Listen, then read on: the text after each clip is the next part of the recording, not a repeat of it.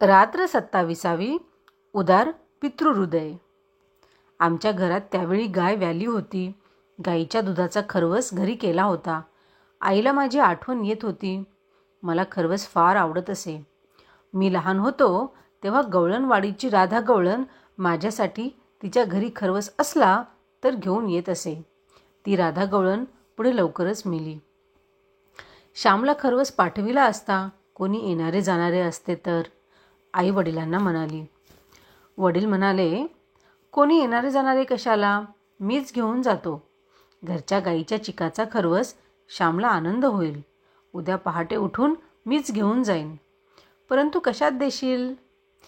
त्या शेराच्या भांड्यात करून देईन.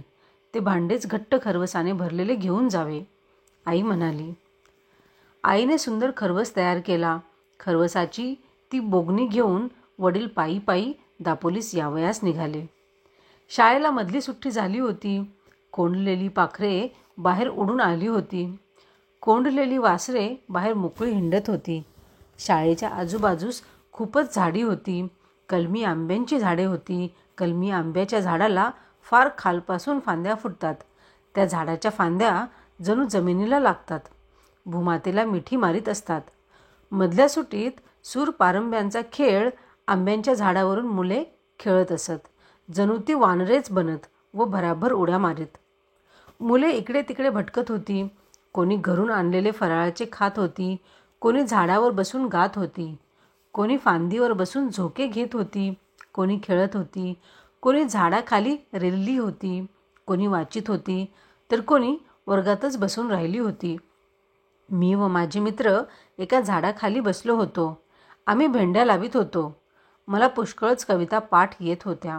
जवळजवळ सारे नवनीत मला पाठ होते. संस्कृत स्तोत्रे, गंगालहरी, महिम्र वगैरे येत होती. शिवाय मला कविता करण्याचा नाद होता. ओव्या तर भराभर करता येत असत. ओवी, अभंग, दिंडी, साकी यासारखी सोपी वृत्ते क्वचितच असतील. ती अभिजात मराठी वृत्ते आहेत. मी एका बाजूला एकटा व बाकी सारी मुले दुसऱ्या बाजूस, तरी मी त्यांच्यावर भेंड्या लावीत असे. मला मुले थट्टेने बालकवी असे म्हणत. आम्ही भेंड्या लावण्याच्या भरात होतो.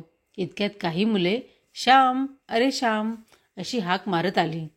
त्यांतील एकजण मला म्हणाला, श्याम, अरे कोणीतरी तुला शोधित आहे. आमचा श्याम कोठे आहे अशी चौकशी करीत आहे. इतक्यात माझे वडील माझा शोध करीत माझ्याजवळ येऊन ठेपलेही. मी विचारले, भाऊ इकडे कशाला आलात? आता आमची घंटा होईल. मी घरी भेटलो असतो. वडिलांचा तो कसा तरी गबाळ्यासारखा केलेला पोशाख पाहून मला लाज वाटत होती. इंग्रजी शिकणाऱ्या मुलांत मी वावरत होतो. जरी कशाचे मला महत्त्व कळू लागले नव्हते तरी झकपक पोशाखाचे कळू लागले होते. 6 कोस चालून आलेल्या पित्याचे प्रेम मला दिसले नाही. मी आंधळा झालो होतो. शिक्षणाने हृदयाचा विकास होण्याऐवजी संकोचच होत असतो. शिक्षणाने अंतर्दृष्टी येण्याऐवजी अधिकच बहिर्दृष्टी मी होऊ लागलो होतो. वस्तूच्या अंतरंगात जाण्यास शिक्षणाने तयार होण्याऐवजी वस्तूच्या बाह्य रूपरंगावरच भुलू लागलो होतो. जे शिक्षण मनुष्याला इतरांच्या हृदयात नेत नाही, इतरांच्या हृदय मंदिरातील सत्यदृष्टी दाखवित नाही, ते शिक्षण नव्हे. शिक्षणाने मला प्रत्येक वस्तू, प्रत्येक व्यक्ती म्हणजे ज्ञान मंदिर वाटले पाहिजे. या सर्व बाह्य आकाराच्या आत जी दिव्य व भव्य सृष्टी असते तिचे दर्शन मला झाले पाहिजे. ते जोपर्यंत होत नाही, अंधुकही होत नाही, तोपर्यंत घेतलेले शिक्षण व्यर्थ समजावे. हृदयाचा विकास ही एक अतिमहत्त्वाची, जीवनात सुंदरता व कोमलता आणणारी वस्तू आहे. 6 कोस वडील चालून आले. का आले? तो खरवस, ती एक खरवसाची वडी मुलाला देण्यासाठी. किती प्रेम! त्या प्रेमाला कष्टही आनंद रूपच वाटत होते. खरे प्रेम तेच ज्याला अनंत कष्ट, हाल व आपत्ती सुंदर आणि मधुर वाटतात. हे असले दिव्य प्रेम मला लहानपणी मिळाले होते. आज मी माझ्या आईबापांच्या त्या प्रेमातही दोष पाहीन. त्यांनी स्वतःच्या गावातील एखाद्या गरीबाच्या मुलाला खरवस दिला असता तर, एखाद्या हरिजनाच्या मुलाला दिला असता तर, शेजारची मुले श्यामचीच रूपे यांना का न वाटावी? तमक्या आकाराचा, अमक्या रंगाचा, अमक्या नावाचा असा विशिष्ट नामरूपात्मक मातीचा एक गोळा त्यांना आपलासा का वाटावा? परंतु ही थोर दृष्टी एकदम येत नाही. मनुष्य हळूहळू वाढत जातो. आसक्तिमय जीवनातून निरासक्त जीवनाकडे वळतो. माझे आईबाप मला अपरंपार प्रेम पाजित होते, म्हणून कुठेतरी थोडे तरी प्रेम मला आज देता येत आहे. माझ्यामधील प्रेमळपणाचे बी त्यावेळेस पेरले जात होते. त्याच बीजाचा हा अंकुर आहे. मला नकळत, त्यांनाही नकळत माझे आईबाप माझ्या जीवनात, माझ्या हृदयातील बागेत कोमल व निर्मळ भावनांची रोपे लावित होते.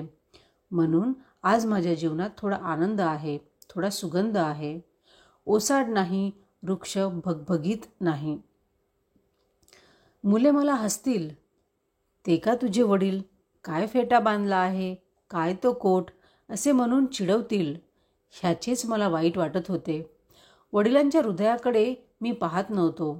माझीच मला काळजी होती. माझ्याच प्रतिष्ठेच्या पूजेचा मी विचार करीत होतो.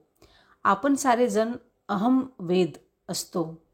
आपण द्विवेदी नाही, त्रिवेदी नाही, चतुर्वेदी नाही. आपण सारे एक वेदी आहोत व त्या वेदाचे नाव आहे अहम. सारखा आपलाच विचार आपण करीत बसतो. आपला मान, आपले सुख, आपली आढ्यता, आपली अब्रू सारे आपलेच. आपणास म्हणूनच मोठे होता येत नाही. जो स्वतःच विसरू शकत नाही तो काय प्रेम करणार? वडील म्हणाले, श्याम, तुझ्या आईने तुला खरवस पाठविला आहे. तुझ्यासाठी मी घेऊन आलो आहे. तो तू व तुझे मित्र खा व बोगणी परत द्या. त्यांनी खरवसाची बोगणी माझ्याजवळ दिली. इतर मुले माझ्याकडे पाहून फिदी फिदी हसत होती. मी शरमलो होतो. माझे वडील पुन्हा म्हणाले, श्याम, अरे बघत काय बसलास, टाक उरकून, लाजायला काय झाले? या रे मुलांनो, तुम्हीही घ्या. श्यामला एकट्याने खायला लाज वाटत असेल. एकट्याने नाहीतरी नयेच खाऊ, 4 चौघांना द्यावे. इतर मुलं निघून गेली. माझे मित्र फक्त राहिले. एक धीट मित्र पुढे आला. त्याने भांड्याचे फडके सोडले. ये रे श्याम, या रे, आपण फन्ना करू, फडशा पाडू, असे तो म्हणाला. आम्ही सारे खरवसावर घसरलो. माझे वडील बाजूस जरा पडले होते. ते दमून आले होते. त्यांनी खरवस घेतला नाही. आम्ही देत होतो तर म्हणाले, तुम्हीच खा, मुलांनीच खाण्यात मजा आहे. आम्ही सारा खरवस खाऊन टाकला. फारच सुंदर झाला होता. थकलेल्या वडिलांचा जरा डोळा लागला होता. इतक्यात घनघन घंटा झाली. वडील एकदम जागे झाले. ते म्हणाले, झाला रे खाऊन? आण ते भांडे, मी नदीवर घासून घेईन. ते भांडे मी तसेच त्यांच्याजवळ दिले. वडील जावयास निघाले. ते म्हणाले, अभ्यास नीट कर हो, प्रकृतीस जप, गाईचे वासरू चांगले आहे, पाडा झाला आहे, असे म्हणून ते गेले व आम्ही शाळेत गेलो. मला माझी शरम वाटत होती.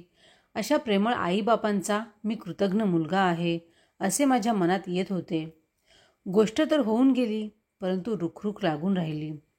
6 कोस केवळ खरवसाची वाटी घेऊन येणारे वडील व त्यांना पाठविणारी माझी थोर आई, या दोघांच्या प्रेमाचे अनंत ऋण कसे फेडणार?